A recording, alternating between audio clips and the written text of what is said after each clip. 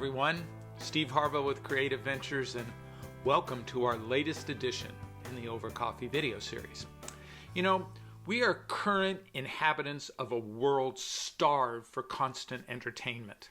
Now, I'm old enough to remember when there were just three networks, just ABC, NBC, CBS, maybe a little PBS. You would watch a few shows every evening, maybe sports on the weekend. It wasn't necessarily the centerpiece of our lives. In fact, we'd go to the movies, out at the theater. But then stuff started to happen. In the 70s, a huge shift in technology happened with the advent of the VHS tape. Now, the VHS tape started the movement away from destination entertainment to home entertainment. Blockbuster jumped into the scene, bought a bunch of movie rights. You could just go to the store, pick up a movie for the evening, watch it in the privacy of your home. The VHS tape domination in the world lasted about 20 years, and then the DVD hit.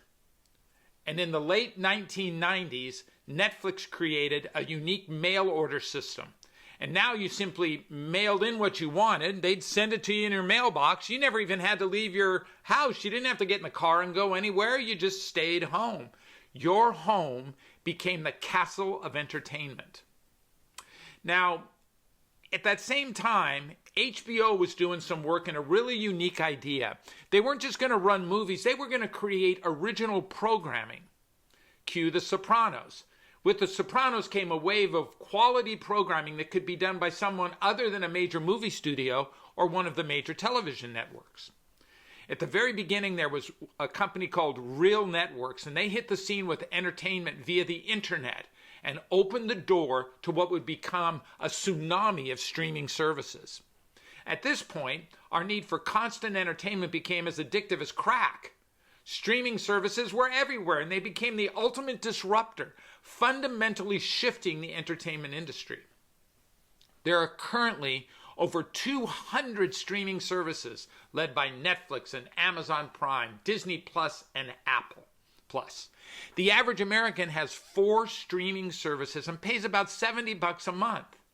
But then you have network streamers with NBC Peacock and Paramount creating a category of restricted access to content that was usually broadcast on commercial television.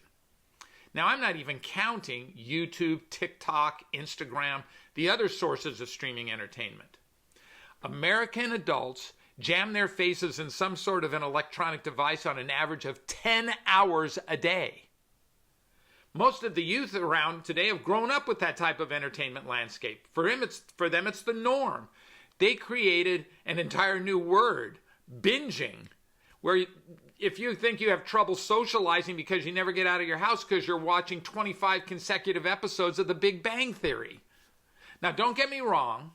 I'm not some old guy condemning it. In fact, I'm an active participant. But I do know the value of going outside, of getting up and going for a walk, of watching the stars at night. What I really want to say is that the electronic devices that are now the anchors of our life, that dominate our face time, have a place, but not the only place. Let me encourage you. Get up occasionally. Go for a walk.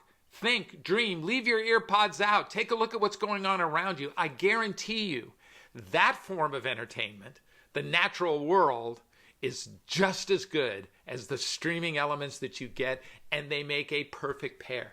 So get up, get out, and watch your favorite shows. Any way you look at it, we live in the golden age of home entertainment.